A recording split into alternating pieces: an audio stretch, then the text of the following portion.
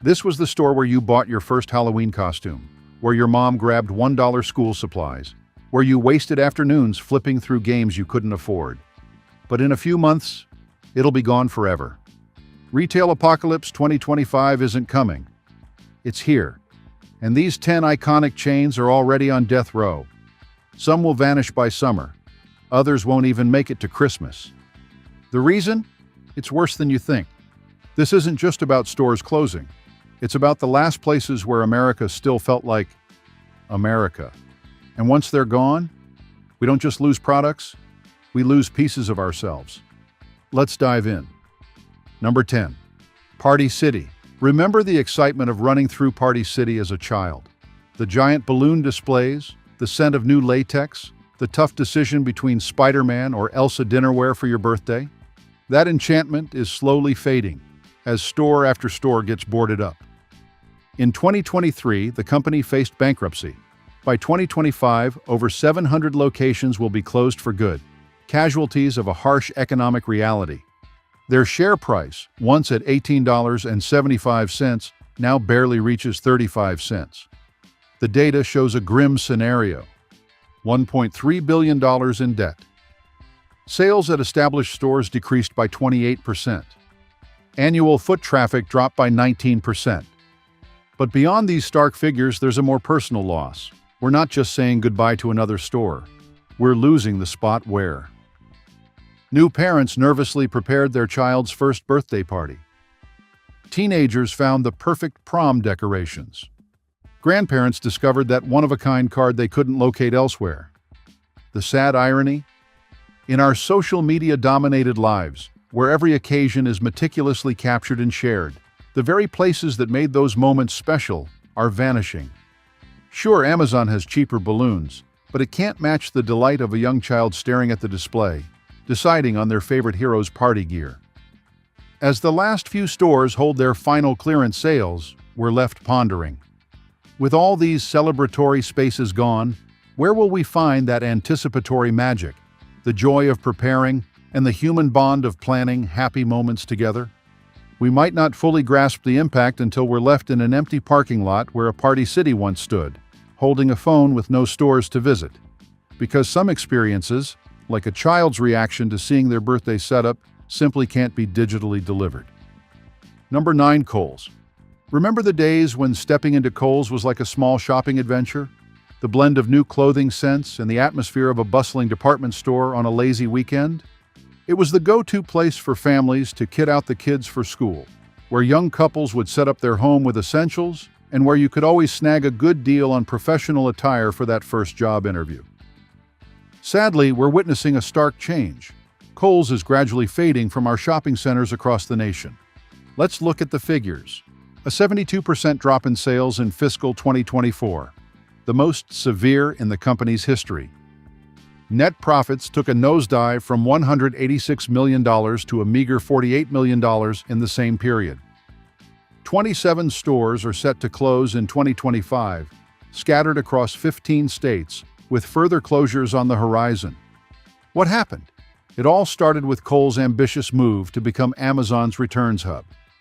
This meant less room for products that customers actually wanted, as space was given to returns from online shopping. The once thriving shopping experience began to falter. But as these stores fall silent, we're faced with a serious question. What does this say about the future of the average American if even Kohl's, the champion of middle-class bargains, can't make it? While you ponder, hold on, because our next one hits even closer to home. Number 8. Denny's. There's something uniquely comforting about a Denny's at 3 a.m. The soft glow of the parking lot lights peeking through the blinds, the steady sound of dishes from the kitchen that never seems to rest, and the friendly waitstaff who've seen it all. For many, these spots were more than just restaurants. They were confessional booths for the wee hours, a place to heal from heartache with a stack of pancakes, or simply to find refuge in a quiet booth. But the coffee isn't just getting cold, Denny's is slowly disappearing. In a single year, 178 locations closed their doors, a sad trend of one diner closing every other day. The numbers are tough. A $12 breakfast now costs more than what many hourly workers make. With Gen Z opting for Uber Eats over the classic vinyl booth experience, The foot traffic has plummeted by 34%. The cost of eggs and bacon has soared to 47% more than before the pandemic. But raising prices further is a tough sell to the 24-hour breakfast crowd. It's not merely about the bottom line, though. These closures mean losing a piece of American communal ground where everyone was equal at 4 a.m. The shared experiences of truck drivers, nurses, and college students all converging in the fluorescent glow. It's the end of an era where you could order coffee without judgment in the middle of the night. So, in a world of app-driven convenience, what happens to the human connection we found in these 24-hour diners? As each one closes, we're losing more than just a place to eat. We're losing a sanctuary that offered comfort and company when we needed it most. Because the next casualty on our list isn't just a store, it's the safety net for 42 million Americans who rely on it for survival. But before we dive in, if you're enjoying the video, don't forget to hit that like button and subscribe. It really helps the channel grow and keeps these deep dives coming. Alright, now let's get into the next part. Number 7. Dollar Tree and Family Dollar. You could always rely on that familiar green sign at the edge of town, the one that offered relief to anyone short on cash. Dollar Tree was the go-to for cheap toothpaste, soup cans for 80 cents, and school supplies that didn't break the bank. It was more than a store. It was a lifeline for those living paycheck to paycheck. But now, sadly, those lights are going out. The numbers tell a harsh story. They lost a whopping $1.7 billion last year. Imagine that. The store that was supposed to be the bargain spot had supply issues that left shelves looking like the day before payday. And inflation. It turned their dollar deals into something you'd only see in a dream. The saddest part is that the people who needed the store the most, single parents, folks on a fixed income, and gig workers trying to stretch a dollar, they can't even afford it anymore. If you go into one of those stores now, it's like watching something die. You'll see dollar signs with 1.25 where dollar tags used to be. The shelves have gaps like a mouth with missing teeth. Shoppers look lost, trying to figure out if generic brands are worth it when name brands cost the same. This isn't just a regular old business going belly up.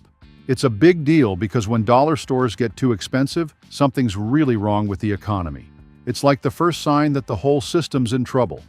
Now, with 600 Family Dollar and $300 Tree stores about to shut down, we're all wondering where people will go to get the bare essentials without breaking the bank. But hold on, because the next thing we're going to talk about might just be even worse. Another American staple is falling apart, and it'll leave 42 million people without the basics. Stick around to find out what's going on. Number 6. Liberated brands. Quicksilver, Roxy, Billabong. Once upon a time, stepping into a Quicksilver or Roxy store was like being invited to a beach party that never ended. The scent of surf wax and the ocean spray seemed to be embedded in every piece of clothing. The walls were adorned with images of idyllic waves in Hawaii, and for a brief moment, you could feel the thrill of surf culture, even if your reality was landlocked. But times have changed, and that beachy fantasy is fading like footprints in the sand. The company behind these beloved brands, Liberated Brands, is now facing a tough financial tide with a whopping $226 million in debt. The numbers don't lie. Sales have dipped by a staggering 19%, while online fashion retailers like Shein and Temu are riding high on a 34% growth wave, offering similar products at much lower prices. The once dependable licensing agreements have also taken a nosedive, with revenue from these partnerships dropping by an alarming 62%. As a result, the company is forced to close 122 stores across the U.S., leaving their windows shuttered and once vibrant surfboard displays bare. These stores were more than retail spaces. They were sanctuaries for the surf curious and the beach dreaming. They were where kids from the heartland could feel the essence of California cool, where a high school gig meant folding tees under the watchful eye of surfing legend posters. The smells of neoprene and sunscreen were aromas of a bigger, brighter world waiting just beyond the store's doors. The next chapter in this saga remains uncertain, but one thing is clear. The world of retail is evolving, and the brands we once knew as the embodiment of a lifestyle are now struggling to keep their heads above water. Number 5. JCPenney. Once upon a time, stepping into J.C. Penney was like stepping into the very essence of the American middle class. The sound of escalators in motion, the fresh fold of new jeans, the familiar scent of Grandma's favorite perfume. For over 100 years, it was more than a shopping destination. It was a milestone marker for first suits, back-to-school outfits, and the towels for your first home. But today, as the footfall diminishes, the echoes in these vast spaces grow eerily pronounced. The financial tale is one of a tragic downfall. Revenue slashed in half since 2014, translating to a shocking $7 billion loss. This year alone, 8 historic locations are set to close their doors for good. Even those that stood tall through the Great Depression are now succumbing to the digital age. The irony is stark. J.C. Penney weathered world wars and economic downturns, only to fall victim to its own crisis of identity. Neither as accessible as Walmart, nor as appealing as Macy's, it remained oblivious to the shifting sands of retail. If you visit one of the lingering stores, you're likely to encounter a scene that feels more like a retail fossil than a bustling marketplace. The home section, once buzzing with eager couples registering for their weddings, now sits dusty and neglected. The jewelry counters, where countless engagements were sealed, are now manned by salespeople waiting in vain for their next customer. Entire floors are taped closed like abandoned crime scenes, their products long since removed. But this isn't just about another failed department store. It's about the death of something more profound, the shared experience of American shopping. Number 4. GameStop. Do you recall that special feeling when you first stepped into a GameStop? The sound of the bell that signaled your arrival, the new game smell, and the excitement of swapping old games for new adventures with a $20 birthday card? It was more than a store. It was a gamer's haven, a sanctuary filled with endless possibilities. But now the game over screen is flashing in real life. The hard facts show that digital game sales have surpassed 90%. The 2021 stock market rally, fueled by Reddit's traders, was a temporary life support, not a resurrection. The shift to selling Funko Pops and phone gear couldn't stop the inevitable. Over 400 stores have disappeared, their windows still displaying faded posters of outdated games. If you venture into one of the surviving outlets today, you'll encounter the silence of an empty arcade at closing time. The glass cabinets that once displayed treasures are now mostly bare. The pre-owned games area is diminishing quicker than a health bar in a challenging game. The teenagers who used to hang around the counter are now looking for jobs rather than trades. This isn't a typical retail downfall. It's the demise of an era for physical gaming. We're witnessing the end of midnight release parties, where acquaintances turned into teammates, the spirited debates about whether the latest Madden was worth its price tag, and the tactile thrill of holding a new game in your hands before it was fully downloaded. As the remaining stores power down for good, we're left with a haunting question. When all that remains of GameStop is a nostalgic YouTube documentary, where will kids go to discover the magic of gaming beyond digital algorithms and online marketplaces? The answer may be nowhere, because the final boss was never the competition. It was the future itself. Number 3. Rite Aid. There was a period when the familiar Rite Aid sign glowed with more than convenience. It was a local hub where you could grab those school essentials you forgot and the cashier would know you by name, even at the oddest hours. For 6 decades, Rite Aid was the neighborhood staple until it was overwhelmed by debt and opioid legal battles, along with competition from corporate heavyweights. Now, the store's shelves are bare faster than you can say flu season. It's a sad tale, really. By June, all 178 New York locations are set to shut down. The stock price? A 98% drop from its peak. Most heartbreakingly, as CVS and Walgreens grow their minute clinics, Rite Aid's rural spots are disappearing. For many elders, these stores were the only nearby pharmacy, and now they're left pondering how to get their critical heart medications. If you venture into one of the few remaining locations, you'll feel the chilling vibe of a healthcare system in decline. That "now hiring pharmacists" sign has seen better days, faded by time and hope. The photo kiosk, once buzzing with vacation memories, now sits unused. Entire aisles are blocked off, eerily silent, their contents already sent to liquidation warehouses. This isn't merely the demise of a single company, it's a stark reminder of the challenges faced by those living in pharmacy deserts across the country. When your nearest pharmacy is a 20-mile trek away, filling a prescription can become a tough decision between gas and groceries. As these stores fade into the background, we're forced to confront the harsh reality. For some, the loss of Rite Aid isn't just an inconvenience. It's a life-altering event. Number 2. Macy's. There was something special about those wooden escalators at Macy's in Herald Square. The excitement of gliding up to the 9th floor, surrounded by the scent of various perfumes and the enchantment of their Christmas displays that drew crowds of people to gaze through the frosty windows. For many, Macy's was more than a shopping destination. It was a place where middle-class aspirations came to life, wrapped in delicate tissue paper.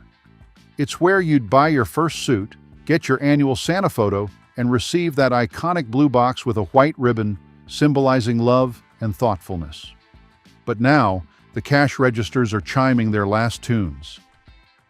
Despite the distraction of the Thanksgiving Day parade, the grim reality remains. Macy's is shutting down 150 stores this year, with sales dropping by 7%. The irony is thick. While Macy's once knew how to make average Americans feel like high society, it's now being outperformed by retail giants like Target and Amazon, who have made the luxury experience seem unnecessary. Step into one of the remaining stores today and it feels like a relic from a bygone era. The once bustling shoe department is now a ghost town, with only a few lonely salespeople standing by. The Chanel counter, which once saw eager brides splurging on something blue scents, is now desolate. The grand 100-year-old stained glass ceiling looms over a space that's more frequented by security than shoppers. This isn't just about another store closing its doors in the mall. It represents the end of an era for the American middle-class dream, the belief that quality and service should outweigh price tags. As we watch the final Macy's locations transform into something else, perhaps a WeWork or a temporary Halloween shop, we can't help but wonder where we'll find a connection to our past. The real sadness is not just that Macy's is fading away, it's that we've lost sight of what we're actually losing: the magic and meaning behind the experience. As the last lights go out, we're left to ponder the future without the familiar touchstones of our former identity. Number 1. Jo-Ann Fabrics. For 82 years, Jo-Ann has been a place where creativity flourished. It's the spot where brides felt the softness of lace for their ideal gown, and quilters gathered like a sewing circle sisterhood. Now, this vibrant community faces the end as the company plans to shut down all 800 stores. This sad turn of events comes after 2 bankruptcies within the span of a year. The main reasons behind this are the rise of online craft retailers, tough competition from places like Michael's, and a shift in the way people learn and engage with crafts today. Many prefer watching YouTube tutorials over actually doing the craft themselves. When Jo-Ann's stores close, it's not just the end of a shopping destination, but the loss of a shared experience that comes from making things by hand. It's a reminder that some types of happiness and satisfaction can't be found in digital spaces. This is all we have time for today. If you enjoyed today's video, don't forget to hit the like button and subscribe to the channel. It really helps us out. Your support means the world to us. And before you go, check out the video on your screen right now. I'm sure you'll love it. Thanks for watching and see you in the next one.